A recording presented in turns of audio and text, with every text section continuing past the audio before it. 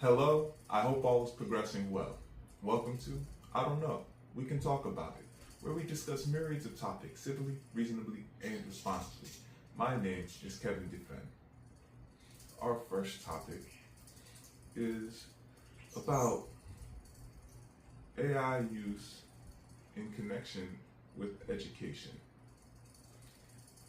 The parameters of learning, of engaging with the different forms of learning which may connect with writing, reading, researching, scanning, being able to research effectively, and acknowledging a part of researching is full of other parameters of learning.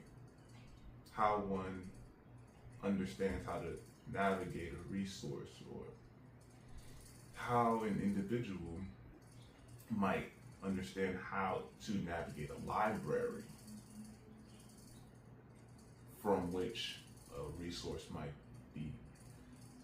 So individuals may prove to be not only effective with one particular area, though learning connectively across many areas.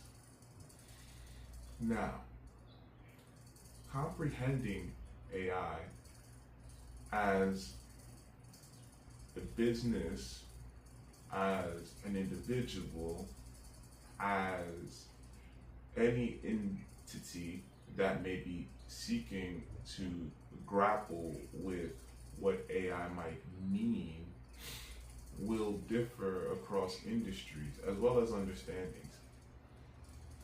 One way to navigate understanding the field is with regard to how other technology comes about and over time may appear as somewhat niche, though not necessary, though of availability for individuals to regard, if not for use. So when considering learning educational parameters with AI, one may find core areas of learning which individuals need to engage with so as to developmentally form well as a human being, really rely on factors that AI might not be most suitable for. Though individuals may have AI as a tool, individuals may not necessarily benefit long term from using AI in particular ways. With such understanding brings about how individuals are able to approach media literacy beyond AI. The area of research and finding information actually is an earlier conversation before AI becomes more of a aware topic at the forefront of particular conversations, where individuals might engage with the reality of having to dig deeper or differently into information than only through a search engine. And now, with summarizing parameters of which seem to be able to do work for an individual, the emphasis on having to be able to navigate information better only heightens. and becomes more relevant. So AI is a part of what one may understand as of an industrial lineage, if one will. So a business might approach AI with regard to how investing might be beneficial to other parameters that may be more so financially inclining than more so engaging with how an entity may engage with AI. Again, across industries, across fields, individuals will approach AI differently. AI is not new. It's not novel. Individuals experience AI to different capacities even prior, though what is of the flexibility of AI and modernity is which individuals are engaging with more so, which brings AI to a different realm of comprehension out of a set framework, seemingly with lock and key for individuals to use as is. It is now more so malleable, adjustable, depending on many factors of which rely on human ingenuity. So, as individuals learn more about how to navigate information, media literacy improves, and more awareness of the importance of core elements of growing as a human become more apparent to the individual's mind. I feel as though being able to navigate life without having a worry, which I don't think there needs to be a worry of AI, is likely going to be of more feeling for an individual, which may be attempting to navigate how to understand the interconnecting parameters of AI, especially when one area of robotics might connect with AI in a way that does not ill affect any, that may prove beneficial. Even so, not every individual is going to subscribe to AI. So the article brings about the understanding of benefits of human ingenuity, human connectivity, how humans may grow well beyond a checkbox systematic way of thinking. Individuals engaging with learning, building core skills of which will be valuable, especially with engaging with other humans, especially being able to navigate between different social realities, being of the awareness of the humane aspects, so as to be more so mindful of the importance of humans being. I think always addressing human ingenuity is extremely important because human ingenuity is of the core of most, if not all, progress. Our next topic, ADHD in an educational environment. Individuals that may have ADHD may require different attention. The article brings about different elements of ADHD that need adherence. So, as to better acknowledge what may happen in an educational environment. What I find interesting about the article is how many of the advisings not only correlate to benefiting an individual experiencing ADHD, though any individual that may be having particular experiences in an educational environment, which may be reoccurring. There are ways to mitigate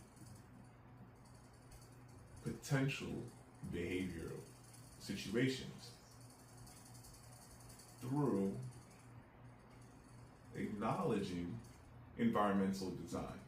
The article engages to fringe areas of environmental design. Though environmental design is critical to how individuals may engage within an educational environment.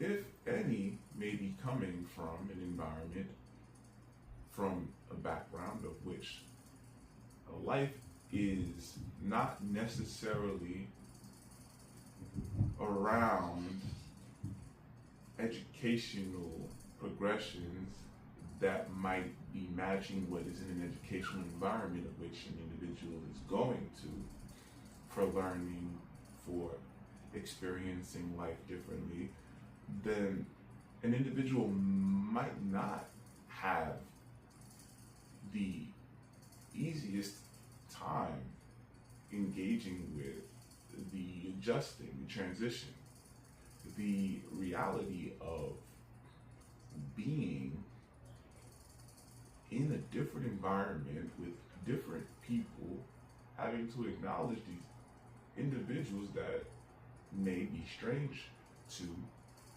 one entering the environment. The mix of all these personalities, all of these areas need attention within environmental design. So the educational environment is easy to set from an idea of a one set model, though does the educational environment acknowledge beyond walls and chairs and a desk and perhaps a board of a sort the reality of what being in an environment actually means. When individuals of different experiences are engaging within an educational environment, there are protocols that may seem to make sense, though may not actually be beneficial. Whereas different approaches may be extremely beneficial, though may not have a standard route within an educational environment structure. So educational design, environmental design, these areas are important to address. Note, education providing what may be encouraging, emboldening individuals to be efficient, effective individuals, able to thrive in society, extant outside of education, is extremely important. So environmental design and educational design are all of interconnecting parts which need appropriate attention, especially regarding individuals going through different channels of learning year after year, perhaps even through the cycles that may be more frequent or less frequent that need attention differently. So individuals may be able to grow more mindfully, more aware, being more present with the details of life personally that educational design or environmental design may benefit. So I think the article offers good advising to bring about better awareness of what individuals may benefit from beyond only individuals experiencing symptoms of ADHD. All right, let's do some origami. Today, I have more of a rectangular sheet. Now, first, we're gonna have to take the edge to the edge. We're gonna take the short edge of the rectangular sheet to the long edge. And we're gonna have this nice diagonal form. Next, we're going to fold in the little corners of this rectangular edge. So we have the other edge to fold into. I'll show it from here as best as possible. Take that corner and fold it down. All right, how many match it there? And voila. From here, actually gonna fold in this portion.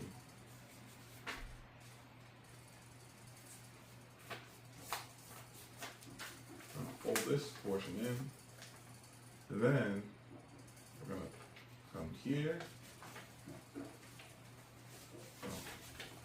unfold, and we're gonna have now, if you're looking at it right now, just flip it for yourself. So it's looking at me this way. I'm gonna flip it, okay? From here now, I'm going to acknowledge this diagonal line. So I'm going to fold in this corner.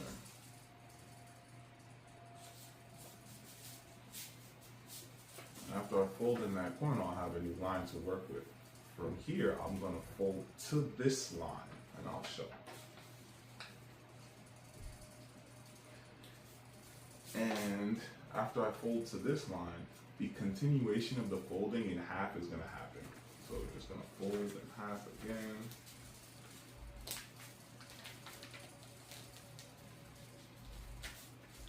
Fold in half again. Fold in half again. And basically fold until you can get your fold to as many halves as possible with the folding. And then we're going to unravel it all. So you unravel it, bring it all out here, right? And you'll have somewhat of an accordion design, and you're just going to press it all together. You don't want to fold them all together, you want them to press all together. So take your folds and just press them all together. Okay? For this portion is just bringing the folds in that you already made. Alright? Now, bring this up here. You want to add some additional folds in there, by all means, do it up. Okay, with this, so this folding is done here. So you can see it's folded there. So now what needs to happen is we're going to flip the paper now. So we'll flip here, and we're going to take this is a very important fold. We're going to take, after we flip it to this side, see these two indicators tell us we're on this side now. We're going to fold it all the way up in half this corner. We're going to take this corner, we're going to fold it up.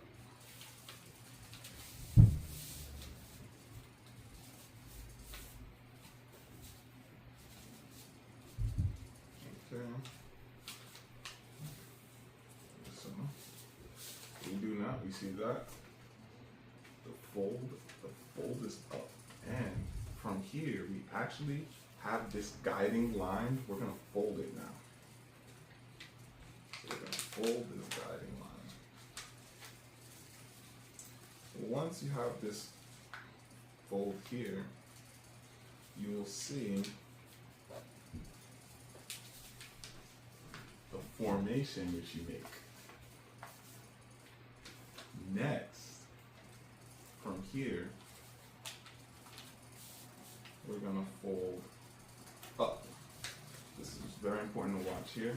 So you see this portion here, it's just going to fold it up. Show that here. Fold it.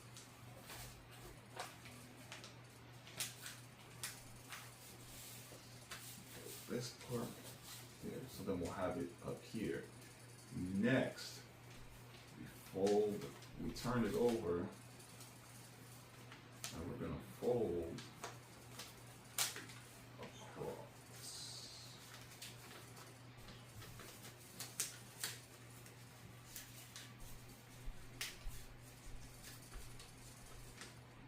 I'm actually going to double check this instruction here to make sure I do this fold. It's an overfold, and it has to go into the slot. So I want to make sure that my folding is accurate here. It is accurate. Yes, this folding up happens here. So from here, we flip it this way, and yeah, we fold it over. Okay, so you fold over. Have to be good enough to give you some length here. The edge. This way you can fold this flap in.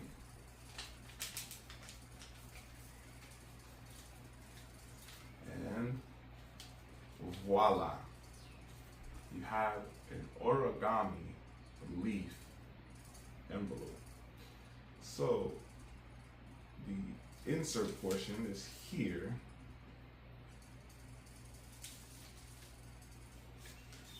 And you can actually put something in it to hold it and have a nice little envelope gift. I really like this origami envelope.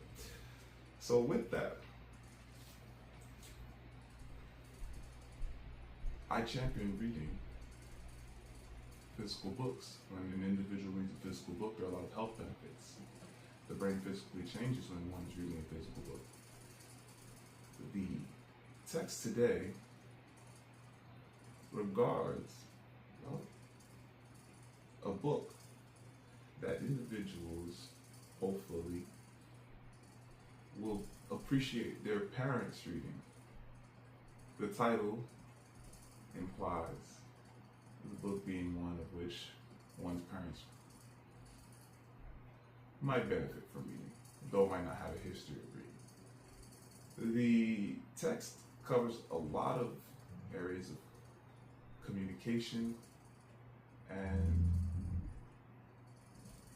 regards of well-being between parents and children.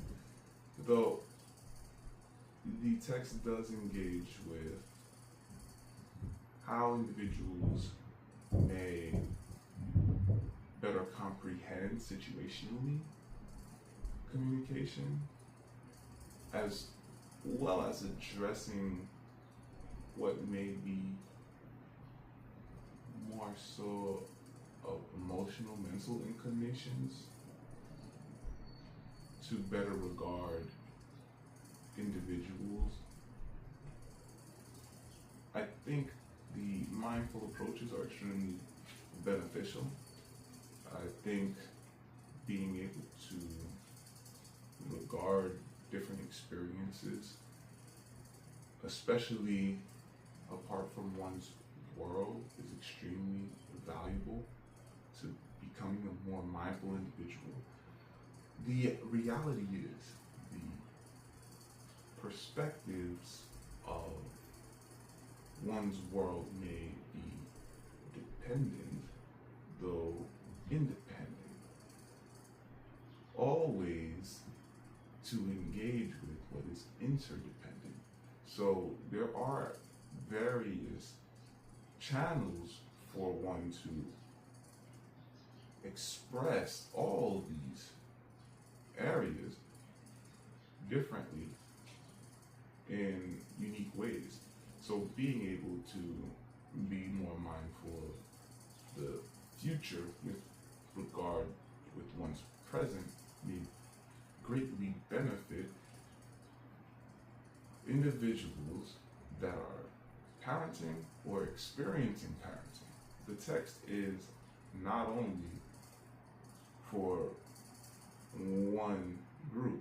The text is beneficial between the parties that may find benefit in understanding how to better communicate within the family social environment where individuals are of different personalities, of different background personally. I thank you for joining. I don't know. We can talk about it. Onward and Upward, Kevin Dufresne.